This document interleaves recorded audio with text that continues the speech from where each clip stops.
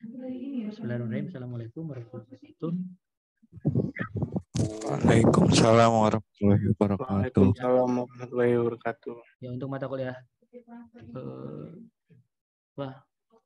teknik pemesinan dan mesin perkakas itu saya melanjutkan karena dibagi dua ya dengan Pak Kardiman dari sampai UTS Pak Kardiman, saya sisanya sampai UAS. Oke, secara keseluruhan yang sudah dipelajari sebelumnya itu terkait apa saja? Ada yang bisa mewakili atau menjelaskan salah satu?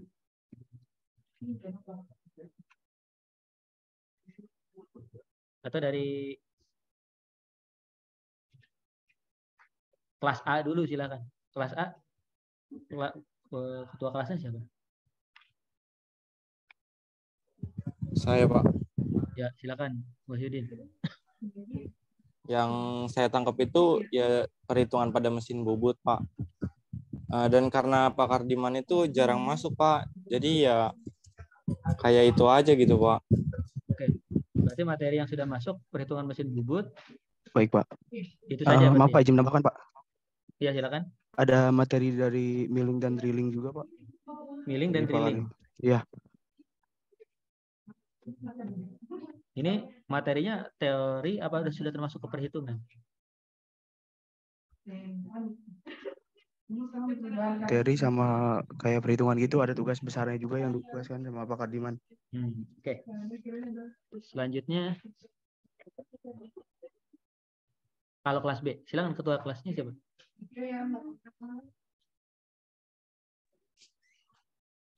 Hadir, Pak. Untuk kelas B sama kayak yang tadi dipaparkan kelas A, Pak. Jadi cuman belajar kayak perhitungan mesin bubut kayak gitu sama dikasih tugas doang sih kemarin. Itu aja sih, Pak, dari kelas B. Oke, kelas C ada yang mau menambahkan mungkin materi yang lain?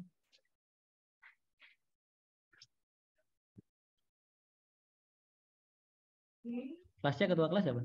Kalau misalnya di klik bisa kalau si filenya di klik bisa. Halo, kelasnya nggak ada? Nah, kalau misalnya.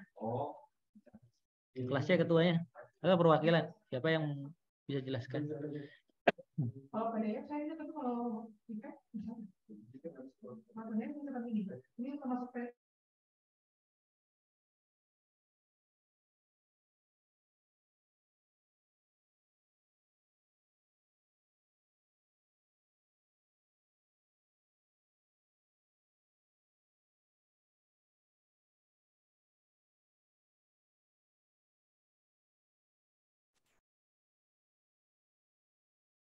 Ya, silakan tadi siapa?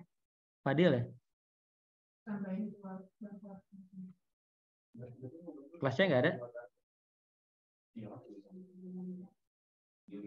Halo, suara saya terdengar nggak? Lain-lain. Oh, nggak ada yang respon kelasnya. Terdengar, Pak. Oke, kelasnya tidak ada respon ya? Iya, Pak. Kelas C nggak jauh beda dari kelas A sama B. Oke, Helmi. Ya, terima kasih.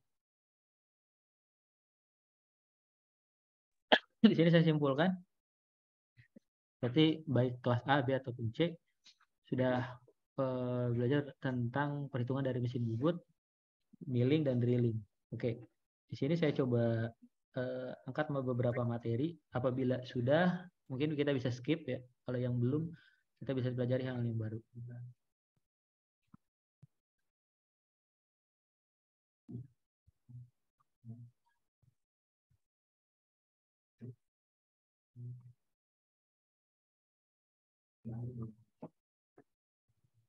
Apa sudah terlihat? Sudah, Pak. Sudah, Pak. Ya, di sini pertemuan 9 lah. Pertemuan 9. Oke, kita bahas ada beberapa dasar yang perlu kita perhatikan pada saat belajar pemesinan dan mesin perkakas. Dari bahasanya di sini ada dua jenis materi yang menurut saya satu hal yang berbeda sama sekali. Yang pertama ada pemesinan dan satu mesin perkakas. Di mana pemesinan di sini kalau kita istilah asing kita peroleh dengan machining misalnya, pemesinan, machining. Terus kemudian kalau mesin perkakas itu lebih ke tooling. Jadi kalau misalnya secara definisi pemesinan itu ya berhubungan dengan pemesinannya, mesinnya. Berarti hubungan langsung bagaimana fenomena atau hal-hal yang terkait dengan mesin yang dijadikan objek. Sedangkan perkakas itu hal yang berhubungan dengan toolsnya atau alatnya. Nah, di sini ada perbedaan. Anggap kita sampel misalnya turning mesin atau mesin bubut. Di mana mesin bubut di situ ada mesinnya, di dalam mesin butuh alat, butuh toolsnya. Toolsnya seperti kita ketahui, toolsnya kita gunakan misalnya tools bubut, misalnya untuk fast milling. Fast milling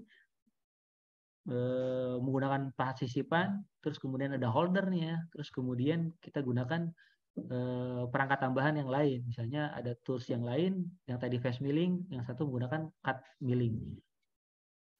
Kemudian ada hold milling dan lain-lain.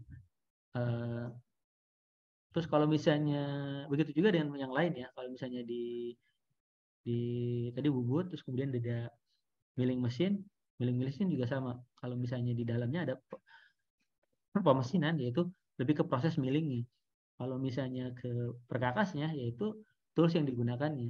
Misalnya ada end milling, terus kemudian tadi ya ada membuat kontur dan lain-lain.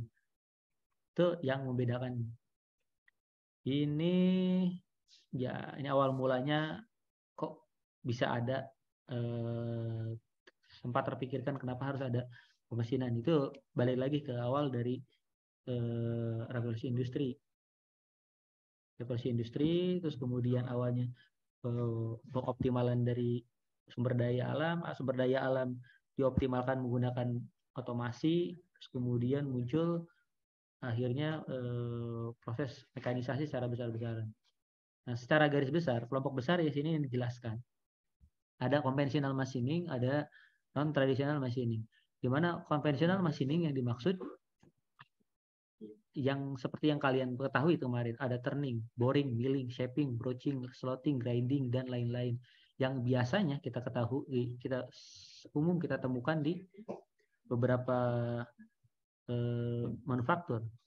Seperti yang di lab biasanya udah ada turning mesin, mesin bubut, mesin boring, mesin milling, mesin shaping, broaching, showing, slotting, grinding, polishing, dan lain-lain. Nah, itu yang dimaksud dengan konvensional machining. Ada hal lain yang terkait dengan non-traditional machining atau non-konvensional machining.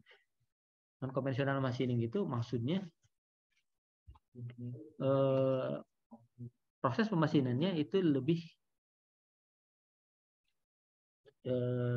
hasilnya atau produknya itu lebih presisi. Contoh di sini ada beberapa jenis produk dari non-konvensional machiningnya. Di sini misalnya ada abrasive jet machining, ada ultrasonic machining, water jet atau abrasive water jet machining.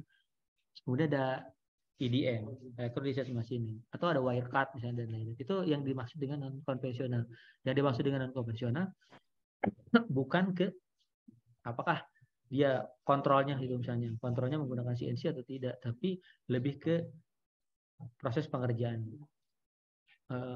Mungkin masih bingung apa perbedaan antara konvensional dengan non konvensional. Di sini nanti akan dibedakan terkait dari hasil produk atau toleransi hasil akhir dari produk. Oke, saya lupa. Nah, secara garis besar di sini mulai dibedakan. Oke, nih di sini kita mulai membedakan dulu. Tadi kan teknik pemesinan dan mesin perkakas. Nah, di sini kita akan bahas terkait dengan pemesinan nih. Di mana dari pemesinan secara garis besar dibagi dua, ada konvensional dan non konvensional. Nah, di sini ada jenis berbeda. Pada saat menggunakan konvensional machining ataupun non konvensional machining, pertama perbedaannya misalnya dilihat dari material removalnya atau hasil hasil pemotongannya. Contoh, misalnya hasil pemotongan dari konvensional machining itu chip atau geram yang dihasilkan itu merupakan hasil dari deformasi geser atau dari pemotongannya. Seperti yang kita ketahui, misalnya ada tools bergesekan dengan misalnya satu jenis bahan, misalnya steel, misalnya baja karbon rendah, itu yang terjadi adalah gesekan langsung antara tools dengan benda kerja, terjadi kontak langsung. Nah, di sini sehingga deformasi yang terjadi itu terjadi shear deformation. Itu deformasi geser. Sedangkan yang terjadi pada non konvensional machining, material removal atau material yang terbuangnya itu bahkan sama sekali dia tidak tidak terjadi yang namanya deformasi sama sekali, karena tidak ada kontak antara tools atau nozzle yang digunakan dengan benda kerja objeknya. Terus yang kedua, tadi yang dimaksud adanya tools yang nyata. Tools yang nyata tadi misalnya menggunakan toolsnya pahat karbida, atau misalnya menggunakan iron karbida, ada yang menggunakan pahat sisipan dan lain-lain. Sedangkan yang pada konvensional machining dia sama sekali tidak adanya tools yang secara fisik terlihat, karena rata-rata tadi misalnya abrasive jet machining dia menggunakan tekanan dari air, sedang terus kemudian EDM electrical discharge machine menggunakan adanya loncatan elektron antara dua elektroda, sehingga si bahannya tersebut terpotong akibat dari aliran listrik yang menghasilkan panas. Begitu juga dengan wire cut. Wire cut dia motong sebetulnya menggunakan wire, gitu, ada kawat, tapi wire-nya sama sekali tidak menyentuh karena sebelum menyentuh sudah terjadi panas di sekitarnya. Terus perbandingan yang ketiga, di sini cutting tools itu haruslah lebih keras atau lebih kuat dibandingkan dengan benda kerja. Misalnya kalian mau membuat memproses membuat piston. Misalnya piston dibuat facing milling atau facing turning. Nah, itu diperkirakan bahwa yang harusnya berkurang adalah objeknya atau si produknya, sehingga pada saat memotong toolsnya hanya mengalami gesek, dan karena sifatnya tadi nilai hardness dan nilai strike-nya lebih tinggi. Nah, sedangkan yang tadi seperti kita ketahui tidak ada tools fisik, maka non konvensional itu bahkan karena tidak ada fisik, bahkan kita tidak tahu apakah keras atau tidak karena bentuknya non fisik, karena air, listrik dan lain-lain. Terus yang keempat, jadi adalah di sini disebutkan bahwa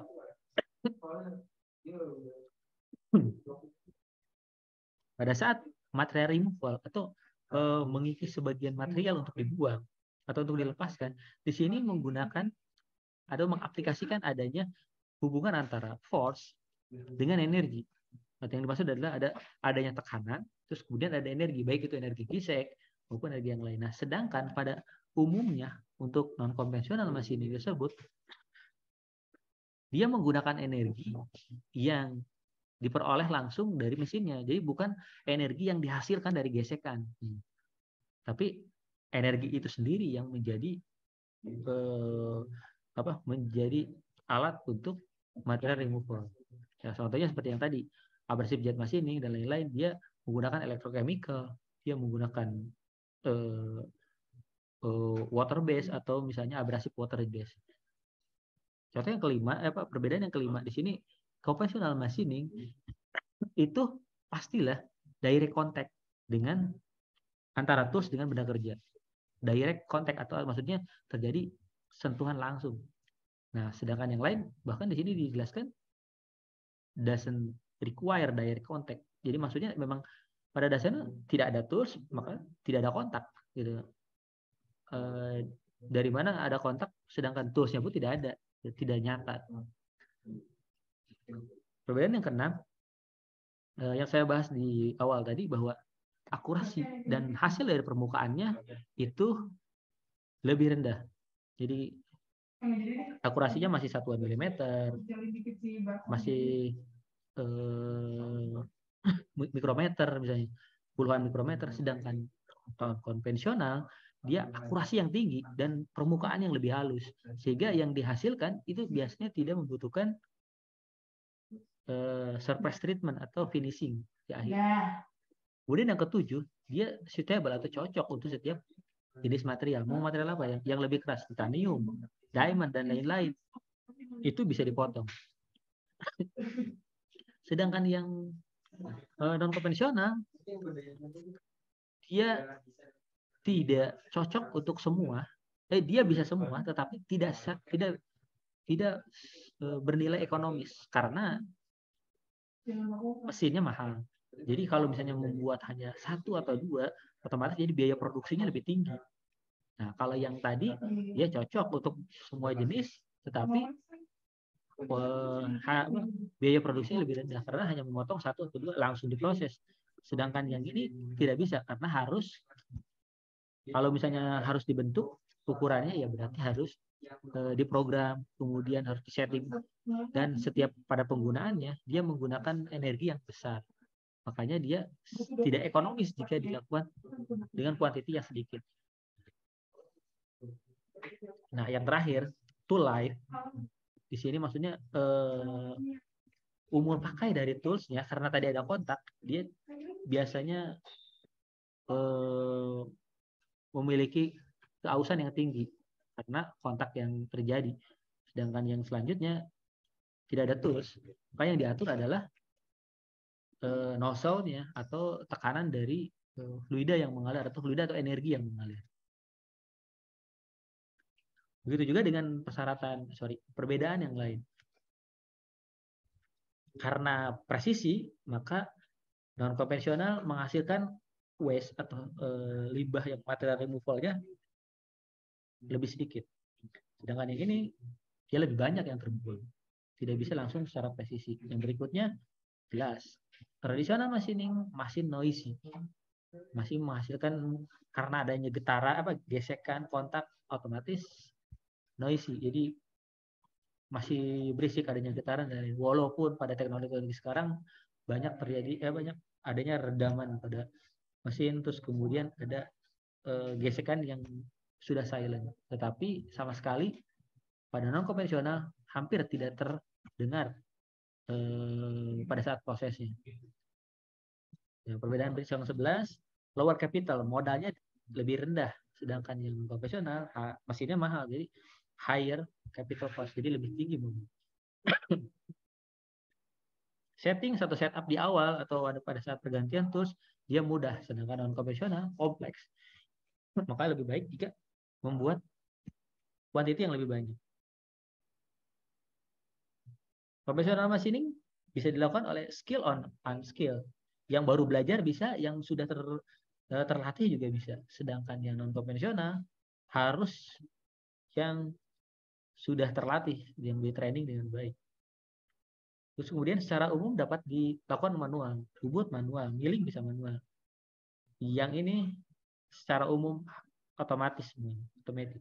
Dan yang ke-15, ini tidak dapat digunakan untuk membuat prototipe yang efisien. Maksudnya itu misalnya membuat komponen yang lebih kecil sebelum membuat komponen yang besar, kita buat prototipe, terus kemudian kita jadikan bahan presentasi misalnya ke vendor. Nah, kalau yang konvensional nggak bisa, karena tadi presisinya sangat rendah dan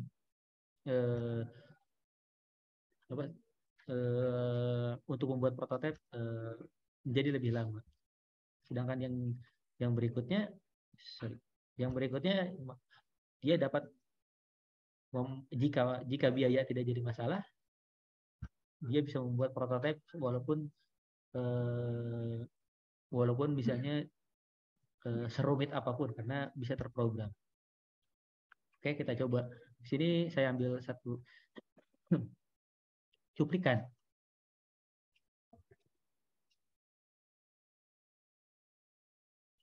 Sorry, suaranya terdengar nggak ya? Suaranya tadi.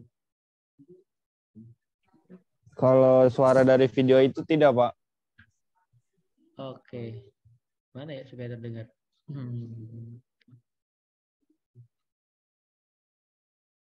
nggak nggak ada ya suaranya. Bentar.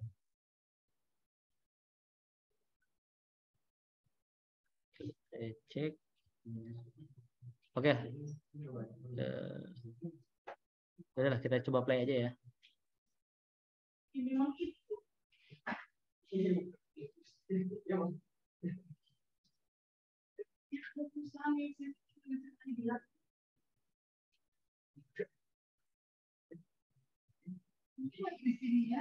Ya.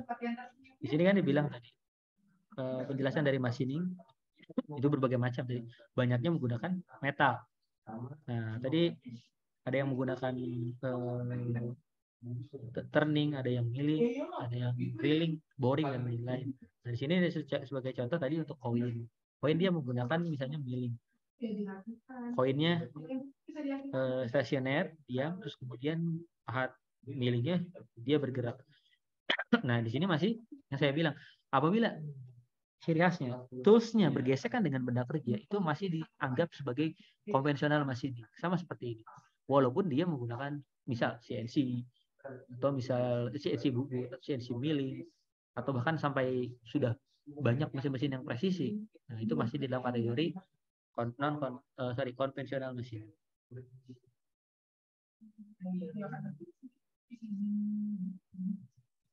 Seperti yang dilihat tadi, kalau di sini dia tidak menggunakan coolant pada saat machining, tapi menggunakan aliran udara yang mengalir. Di sini dia sudah diperkirakan, biasanya kalau yang tidak menggunakan coolant atau fluida berbentuk coolantnya cair, itu perbedaannya. Kalau coolant cair biasanya untuk jenis pemotongan yang menggunakan depth cut yang lebih tinggi, misalnya dia motong langsung 1 mili, 2 mili gitu. Sedangkan kalau potongannya kecil, tipis gitu ya, kurang dari 1 mili, dan itu bisa langsung dibuang, biasanya dia langsung ditiup saja dengan angin blower.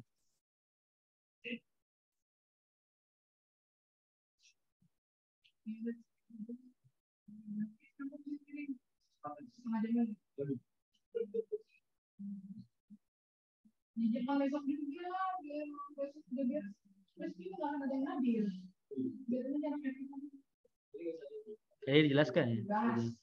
Dia tadi menjelaskan bahwa dengan machining bisa membuat segala jenis part. Part yang digunakan itu bisa untuk apa aja, mobil, truk, sepeda motor, bahkan tadi katanya senjata. Tadi yang dibahas, tapi walaupun untuk institusi pendidikan tidak disarankan untuk membuat senjata atau alat-alat perang.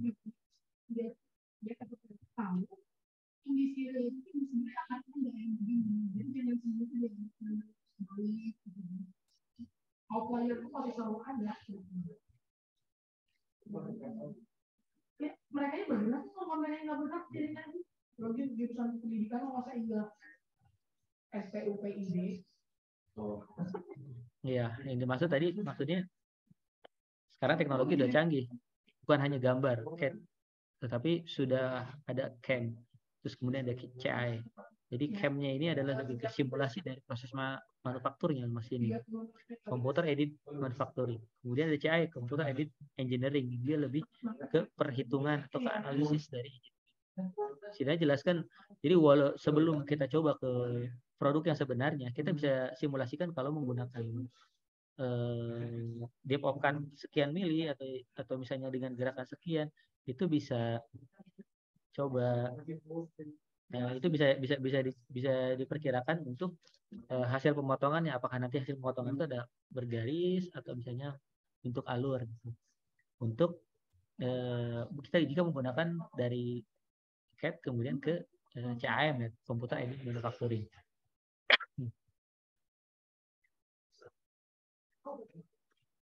Nah, di sini sebetulnya dijelaskan dia menggunakan berbagai jenis tools yang digunakan tadi.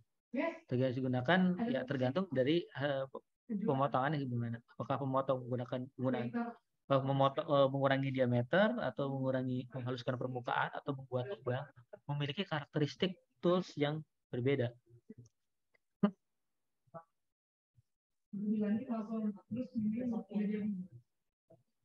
Ya.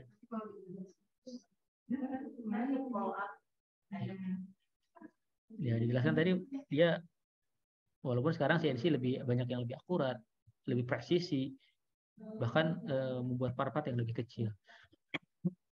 Walaupun itu semua masuk ke dalam kategori machining, walaupun ada konvensional dan non konvensional.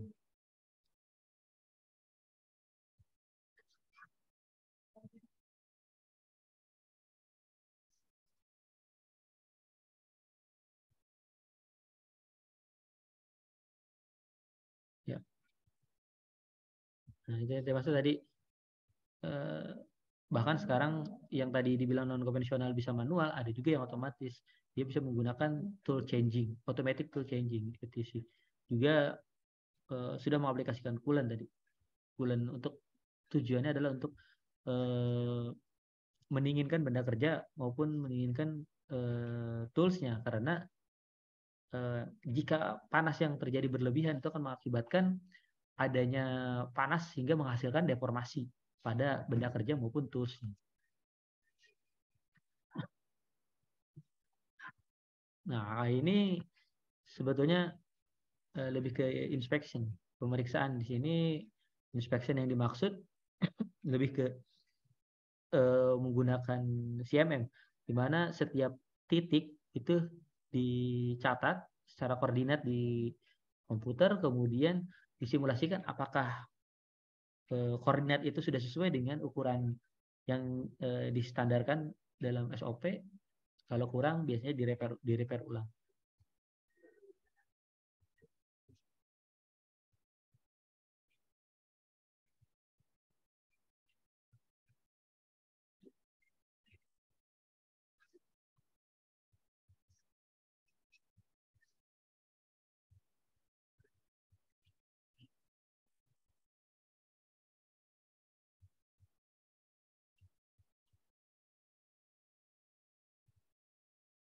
Ya.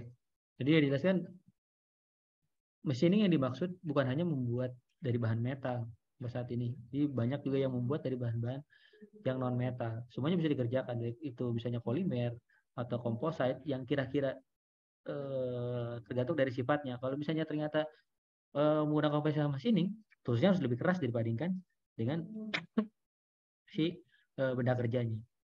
Seperti yang kita lihat sekarang banyak yang membuat kayu, pembentukan dari kayu tapi menggunakan machining, baik itu CNC maupun manual, baik konvensional maupun non konvensional.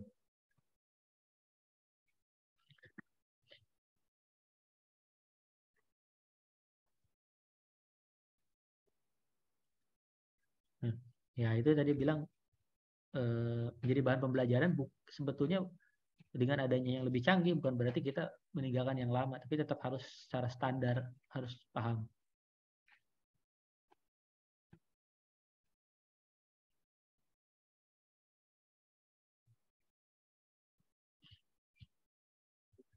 Ya, di sini ada CNC simulator untuk menentukan kalau misalnya kita membuat produk ini dengan dimensi yang kita tentukan, itu kita inputkan, kita buatkan secara program.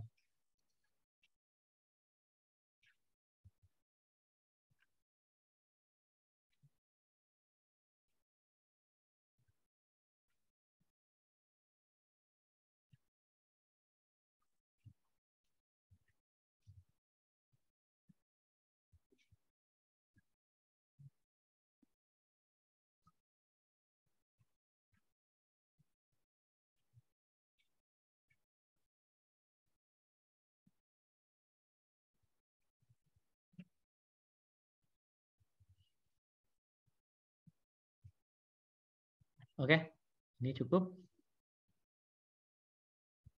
Oke, sekarang tadi yang dilihat lebih banyak ke non konvensional. Nah, sekarang perbandingan dengan non konvensional machining. Di sini ada satu contoh adalah proses water jet cutting. Dilihat bahwa di sini tools atau nozzle yang digunakan tidak ada kontak terhadap benda kerja.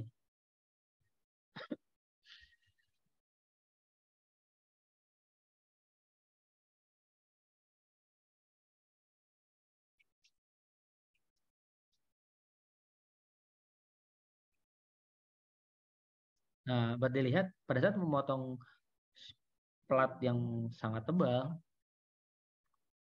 di sini tidak ada kontak. Di sini ada nozzle memberikan tekanan pressure pada air bagian bawahnya sehingga menembus dari plat baja ini. Dan bentuknya juga bisa disesuaikan dan ukuran nozzle-nya juga bisa disesuaikan tergantung kita ingin presisi atau akurasinya sebaik apa.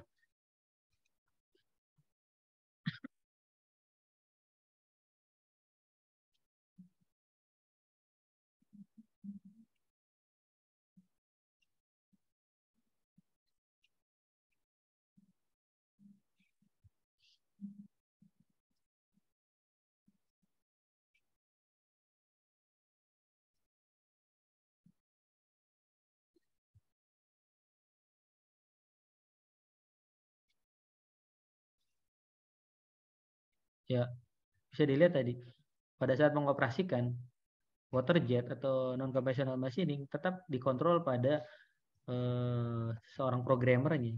Programmer kemudian memeriksa apakah tadi operatornya ya, yang kenapa harus dipilih yang skill atau yang terlatih. Tadi harus menentukan bahwa arah geraknya sudah betul atau tidak, atau misalnya ada abnormal atau tidak. Pada saat ada perubahan, bisa langsung diedit program dari komputernya. Bentuknya juga bisa menyesuaikan dengan bentuk-bentuk yang lebih custom.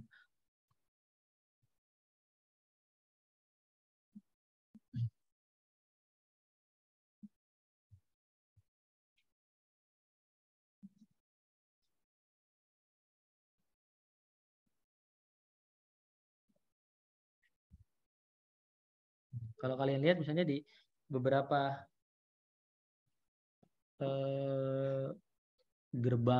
pintu gerbang dari beberapa rumah-rumah juga sudah menggunakan water jet atau non conventional machining yang bentuk dari ukirannya lebih kompleks dibandingkan dengan pembuatan secara manual. Contoh misalnya ada yang bentuknya bunga, ada bentuknya burung dan lain-lain.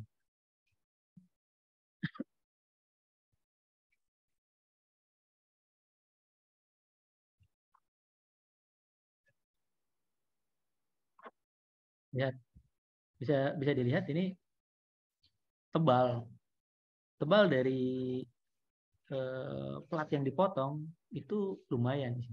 Ini bisa mencapai 10 sampai 15 cm. Tetapi water jet yang digunakan bisa menembus dari ketebalan ini. Bahkan ada beberapa video yang bahkan menembus dari sebuah bongkahan batu yang besar.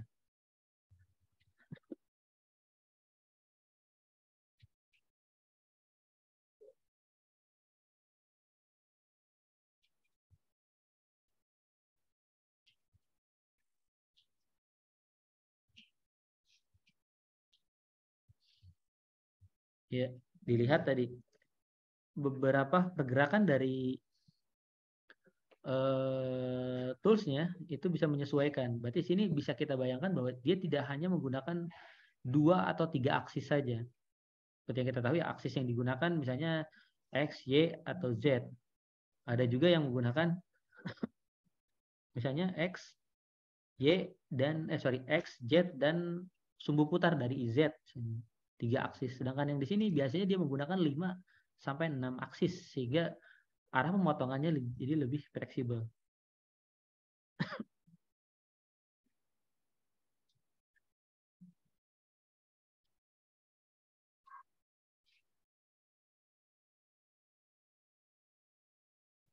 Ya, bisa dilihat membuat Swiss knife bisa langsung menggunakan water jet cutting karena hasil presisinya tersebut berarti ya pemotongannya langsung selesai karena tidak ada pengasahan kembali, biasanya langsung sudah sesuai.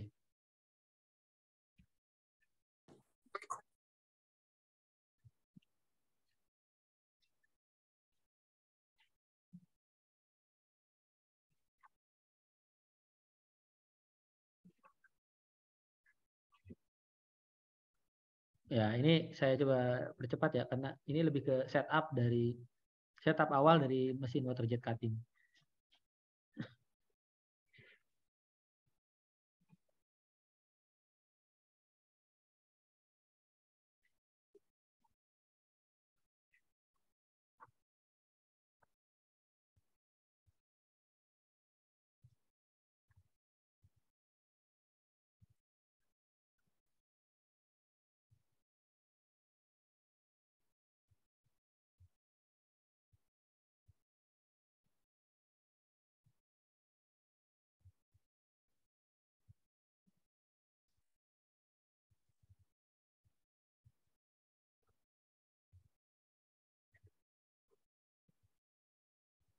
Nah, itu tadi dilihatnya kan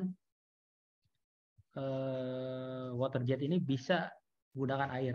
Tapi ada juga yang menggunakan namanya abrasive water jet cutting. Jadi di dalam air dia campurkan dengan serbuk-serbuk nano dari beberapa material, misalnya titanium atau misalnya bahan-bahan lain yang membantu untuk mempermudah pemotongan menggunakan tekanan.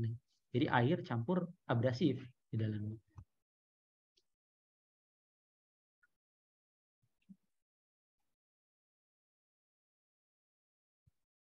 Oke, secara umum saya rasa sama saja ya. Jadi kita skip. Oke.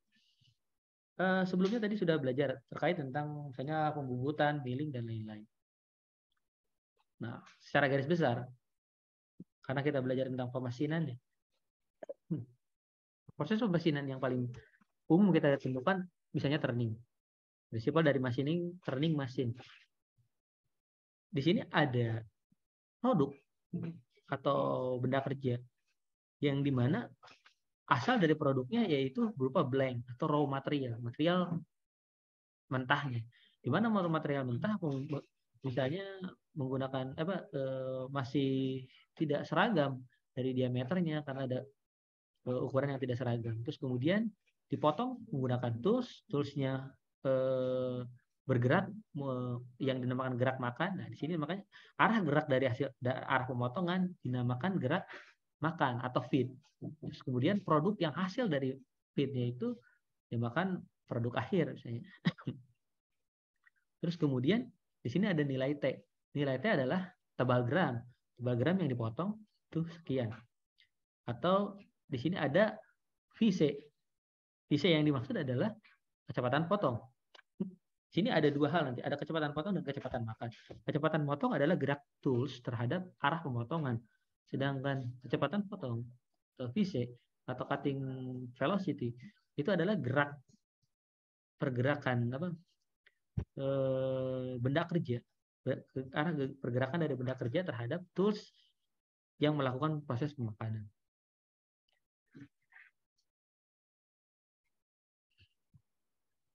Secara umum, machining proses itu pastilah disuplai oleh yang pertama adalah power, sumber dayanya atau listriknya atau menggunakan sumber listrik yang lain. Di mana di dalamnya ada blank atau raw material, juga menggunakan mesin turningnya misalnya. Terus kemudian ada fixture. Fixture yang dimaksud adalah alat bantu pada proses machiningnya. Proses fixture-nya apa saja?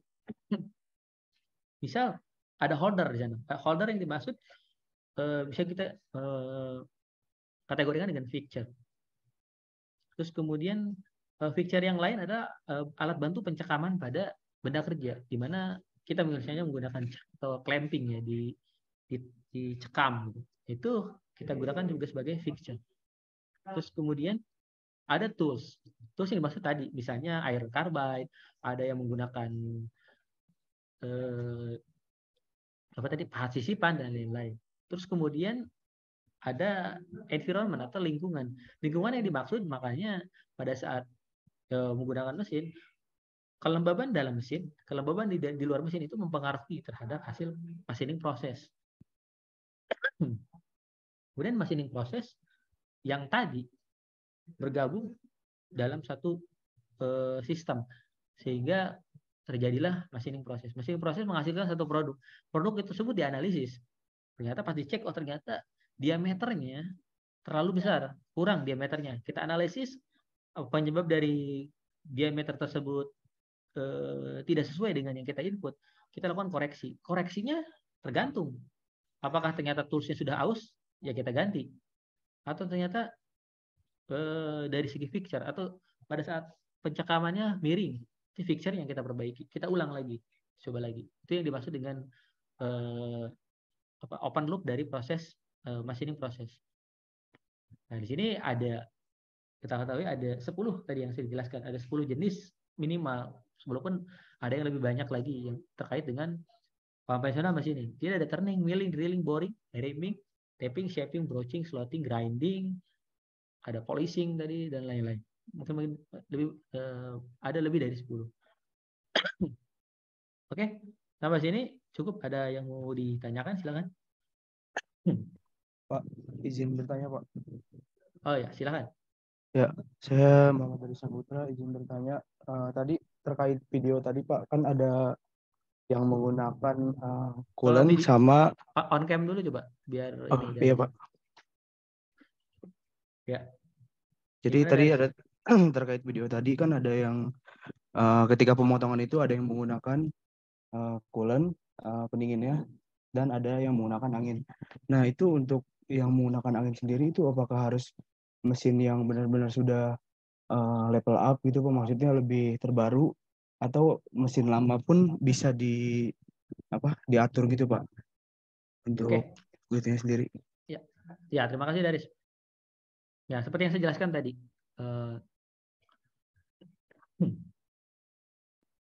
coolant yang digunakan pada proses pemesinan itu bisa kita menggunakan fluida cair maupun fluida berbentuk gas atau angin.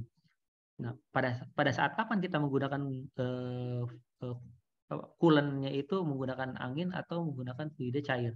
Itu yang pertama, syarat yang pertama adalah yang dilihat fenomena yang terjadi pada saat proses pemesinan. Misalnya pada saat proses pemesinan yang terjadi, misalnya konvensional ya, apalagi konvensional misalnya proses milling atau bubut. Pada saat benda kerja bertemu melakukan gesekan dengan si toolsnya, fenomena yang terjadi berarti menghasilkan panas. Panas yang dihasilkan dilihat. Panas yang dihasilkan apakah sudah termasuk dalam kategori wajar atau tidak. Kalau misalnya ternyata tidak wajar, panasnya berlebih sehingga mempengaruhi hasil dari benda kerja maupun toolsnya, atau misalnya toolsnya makin cepat panas, toolsnya itu semakin cepat aus. Benda kerja semakin panas, hasil pemotongannya menjadi kasar misalnya. Atau misalnya dimensinya jadi tidak sesuai. Itu yang faktor yang pertama. Jika panas yang dilakukannya itu berlebih, kalau cuma ditiup oleh angin, fenomena panas yang terjadi tidak berkurang secara signifikan. Maka tidak cocok menggunakan fluida angin. Maka harus menggunakan fluida cair. Itu satu. Terus yang kedua adalah proses gesekan aus yang terjadi. Pada dasarnya metal dengan metal pada saat bergesek dia akan terjadi istilah kita adalah lengket. Karena metal dengan metal yang terjadi. Untuk meminimalisir itu kita butuh yang namanya pelumas. Nah, fungsi coolant yang dimaksud adalah pelumas. Apabila terjadi ternyata lengket tadi, maka kita harus menggunakan coolant yang memiliki sifat pelumas. Otomatis yang fluida berbentuknya angin tidak memiliki sifat sebagai pelumas. Maka harus menggunakan coolant cair, di mana coolant cair kan gabungan antara bahan kimia aditif dicampur dengan air, sehingga dia memiliki sifat tadi pelumas untuk memudahkan atau mengurangi gesekan atau ausnya. Itu yang kedua. Terus yang ketiga itu dilihat dari depth of cut atau tebalnya pemotongan tadi, nilai T-nya. Pada saat kita akan memotong ketebalannya misalnya 2 mili, kita potong 1 kali. Ternyata jika dipotong 1 kali, itu tidak mungkin kita semakin tebal pemotongan, maka gesekan yang terjadi semakin besar. Areanya menjadi semakin besar kan. Kalau tebal, area semakin besar ini mengakibatkan keseluruhan dari benda kerja, dimensi benda kerja yang bergesek dengan dimensi dari tools yang tergesek, itu akan menjadi lebih besar. Makin besar pula area yang menghasilkan panas. Maka dari itu perlu adanya penurunan panas yang lebih cepat, yaitu menggunakan fluida cair. Tapi jika kita memotong 2 mili, tapi kita lakukan 4 kali step pemotongan, misalnya 0,5, 0,5, 0,5 menjadi lebih sedikit. Nah, di mana 0,5 tersebut setelah dicek hasil panasnya, ternyata tidak terlalu signifikan kenaikan panasnya. Oke, berarti kita fungsi untuk menurunkan panasnya menggunakan fluida angin. Terus kemudian alasan yang berapa? Keempat ya, 4 atau kelima ini adalah fungsi coolant, baik fluida cair maupun fluida gas, adalah untuk mendorong atau membuang hasil pemotongan tersebut menjauh dari benda kerja dan dari tooling. Apabila masih menempel pada hasil pemotongan dan si benda kerja itu masih berputar, ada kemungkinan dia akan melakukan gesekan atau melukai dari permukaan benda kerja maupun permukaan dari tool, sehingga yang tadinya dia baik-baik saja kemudian malah rusak gitu. Dimana pada saat dia rusak, toolsnya tersebut berarti tidak sepenuhnya baik untuk memotong. Bayangkanlah kalau kalian misalnya memotong dengan pisau yang normal, dengan pisau yang sudah ada luka di bagian pemotongannya, otomatis hasil pemotongannya pun menjadi tidak baik. Jangankan rapih gitu, bahkan ukurannya pun tidak sesuai. Biasanya untuk melempar, untuk membuang. Karena berbentuknya cair, jadi dia akan ikut langsung dengan aliran airnya.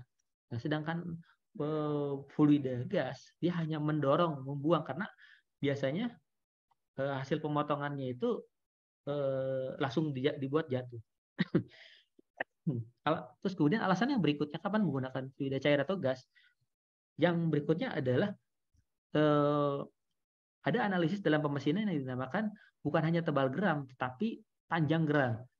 Pernah kalian lihat pada saat pemotongan bubut atau milling, kalian lihat bahwa hasil pemotongan geram atau chipnya itu ada yang panjang, meringkol-meringkol, panjang terus-terusan, ada yang hasil pemotongannya itu tipis-tipis, pendek-pendek gitu ya. Hasil pemotongannya pendek-pendek. Nah, itu bisa kita perkirakan jika hasil pemotongannya pendek, itu masih bisa kita lakukan dengan membuang gramnya itu bisa menggunakan angin. Karena sifatnya kecil, dia langsung terbuang. Tapi kalau sifatnya yang panjang, itu tidak cocok untuk angin. Karena kalau menggunakan angin, jadi si geram yang panjang meringkalnya itu, dia akan kemana-mana, bahkan akan melilit di benda kerja ataupun situsnya. Jadi di sini saya tidak merekomendasikan mana yang lebih baik, tetapi ini tergantung dari konteksnya tadi, konteks persyaratannya. Apa dari sisi geramnya, apa sisi pemotongannya, apa sisi dari penurunan temperaturnya dan lain-lain. Ya, itu analisis khusus sebetulnya. Bahkan sampai penentuan tebal pemotongan, ya, tebal depth of cut-nya itu juga bisa ada perhitungan, ada analisisnya. Misalnya saya menggunakan tools ini dengan kekerasan tools ini yang cocok, yang tidak panas berlebih, itu dengan depth of cut-nya berapa? Misalnya kita memotong 3 mili. 3 mili kita potong, pengurangan diameternya 3 mili. Itu 3 mili itu apakah yang sesuai itu depth of cut-nya apakah 3 mili langsung, apa dibagi 2 atau dibagi 3 atau bagi 4 atau bahkan bagi berapa? Itu ada lagi perhitungannya kalau misalnya di buku Pak Taufik Rahim. Silakan. Mungkin itu aja dari ada tanggapan, silakan. Baik Pak, jadi intinya itu tiap mesin itu bisa menghasilkan coolant yang berbentuk cair maupun yang angin gitu ya Pak ya? Tergantung sesuai. Saya koreksi bahwa coolant yang dimaksud coolant tersebut bukan dihasilkan oleh mesin, tapi coolant tersebut adalah part tambahan gitu ya, part tambahan yang ditujukan untuk membantu proses. Jadi bukan berarti angin itu dihasilkan dari hasil proses pemesinannya, tetapi angin itu memang terpisah. Jadi pada saat mau memfungsikan turning mesin, misalnya turning mesin itu di situ dia akan memasukkan sumbernya, misalnya angin, tekanan angin. Tekanan angin itu yang pertama untuk menggerakkan misalnya pneumatik, misalnya menggunakan proses pneumatik atau hidrolik pada pada proses mesinnya. Tapi ada juga angin yang disalurkan adalah untuk mendorong. Mendorong yang dimaksud adalah mendorong angin. Tetapi kalau misalnya menggunakan coolant cair yang dimaksud bukan menggunakan angin, tetapi dia menggunakan motor. Ya, dia mengalirkan fluida cairnya itu dari tempat penampungan coolant, dia ada boxnya, itu dia semprotkan menggunakan motor sama seperti cuci steam. Jadi si fluida cairnya itu didorong. Nah, pertanyaan yang tadi dari kalau misalnya ternyata semua mesin cocok nggak sih? Itu tergantung Tadi tergantung dari kriteria tadi atau tergantung lihat dulu di mesin itu fungsinya untuk apa? Apakah hanya ada saluran untuk angin atau untuk coolant-nya? Oh ternyata bawaannya untuk angin, sedangkan temperatur yang kita butuhkan turunnya lebih tinggi. Maka dari itu kamu harus menambah add-on, mengganti si angin tersebut menggunakan motor untuk mengalirkan coolant cair ya. Jadi intinya coolant tersebut menurut saya itu masih bisa add-on. Misalnya kalau misalnya bawaannya angin, ternyata kita memotong yang lebih tebal, ya kita custom aja, kita ganti. Tetapi karena misalnya bubutnya adalah menggunakan bubut CNC, otomatis itu harus terprogram di mesinnya. Atau bisa saja sih dibuat manual, misalnya fluida cairnya nyemprot terus ya. Nanti setelah selesai baru kita off-kan. Mungkin ada beberapa customize seperti itu. Ya, silakan guys, ada lagi? Udah Pak, cukup jelas Pak. Terima kasih Pak. Ya, sama-sama. Oke, ada tanggapan yang lain silakan.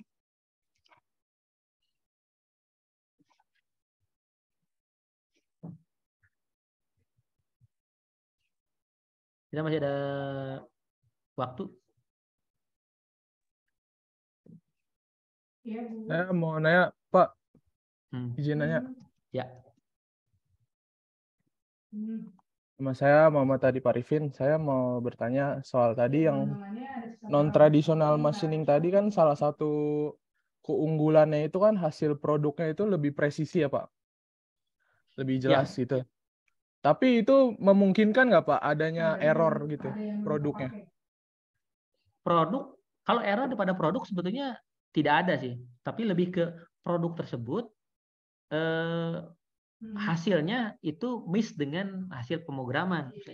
Hasil pemrograman itu kan sama seperti kita kita menggunakan CAM ya, komputer aided manufacturing.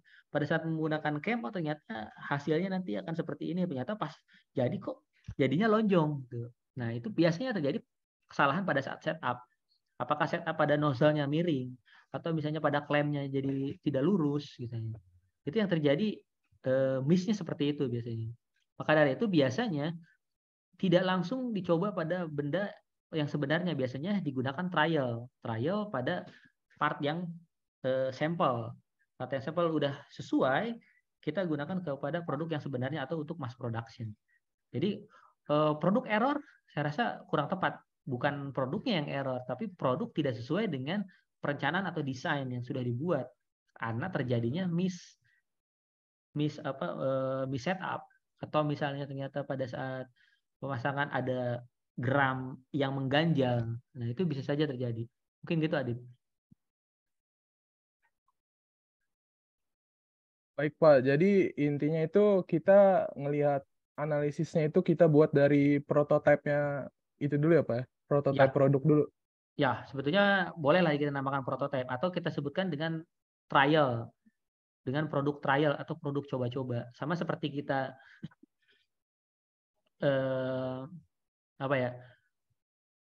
pada saat kita mau ngelas ya.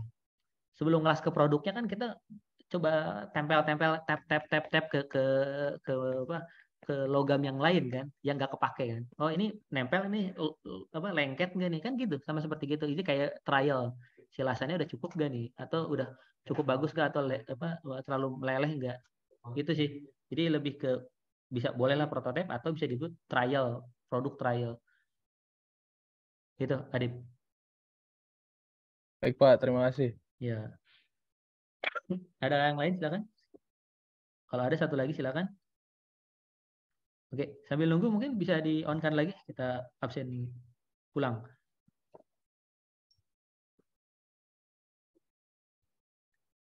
Di-on-kan kamera silakan.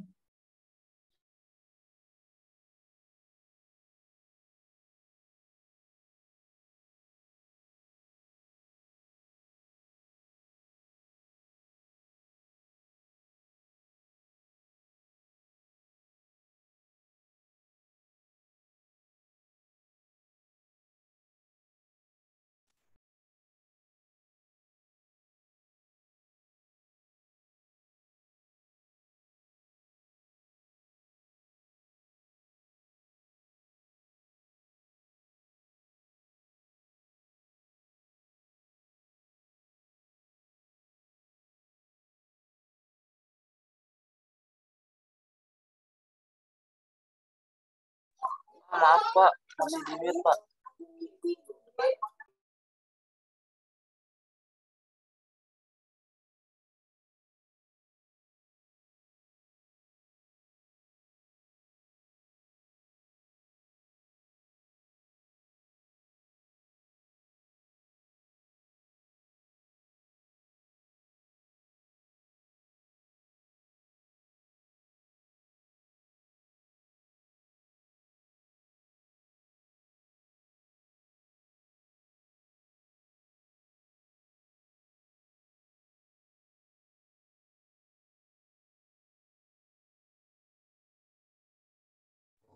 Pak, mohon maaf Pak, Bapak itu masih di off mic Pak. Oh, sorry. Saya ulangi. Di mata kuliah saya itu ada tidak ada absen online baik di kampus maupun Google Form. Jadi menggunakan screenshot kehadiran dari kelas dari Zoom-nya. Jadi pastikan pada saat screenshot awal maupun akhir kalian pastikan wajah kalian jelas, terus kemudian ada setengah badan dari setengah dada ya, setengah dadanya sudah terlihat. Jadi bukan hanya terlihat misalnya jidatnya aja atau sampingnya aja atau langit-langit atau hanya terlihat bahkan tidak menyalakan kamera, itu saya anggap tidak hadir. Jadi mohon pastikan itu sudah sesuai. Oke, dan pastikan kalian tidak menggunakan profile picture yang seakan-akan ada kalian. Itu juga tidak saya anggap ya. Jadi misalnya gambarnya tidak bergerak ya, diam gitu aja. Di sini saya bisa cek. Sini contoh ya, contoh nih. Saya lihat ada Akmal Lukmanul. Coba bisa komen. Di sini ya, di sini saya lihat gambarnya tidak bergerak nih. Ini Mungkin nge-lag Pak, soalnya di saya Pak. nah, oke. Sekarang udah berubah. Jadi pastikan nanti normal-normal aja ya. Pada saat nyalakan kamera, silakan nyalakan kamera dan jelas. Bukan hanya sebagian tertentu. Oke, kita coba screenshot lagi. Nah, ini siapa nih? Tidak terlihat. Rian Hidayat tidak terlihat.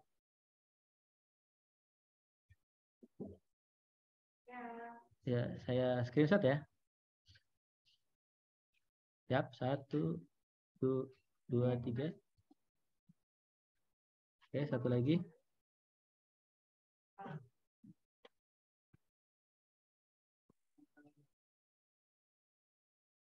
Halaman 2.